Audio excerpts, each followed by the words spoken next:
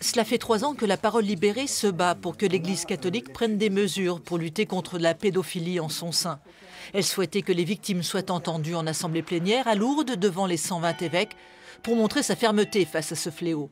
Demande refusée, alors la Parole libérée n'a pas fait le déplacement. Si le simple fait de recevoir en plénière à Lourdes bouscule un peu trop les protocoles, comment on peut espérer qu'ils mettent en place les réformes nécessaires?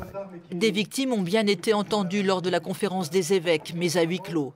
Une vie de souffrance résumée en 2 heures pour les prélats.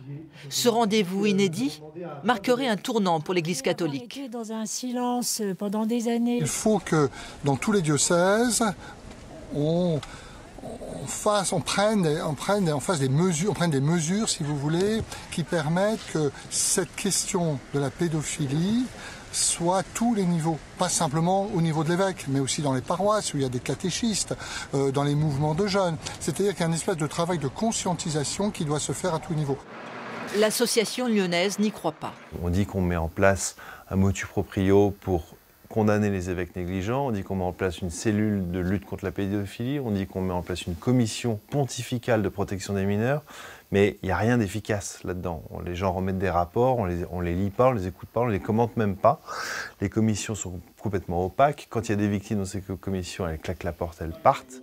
La Parole libérée ne croit pas que l'Église soit dorénavant prête à tout entendre. Et de citer pour preuve la décision prise le week-end dernier par le cardinal Barbarin de sanctionner un prêtre qui avait demandé la démission de l'archevêque.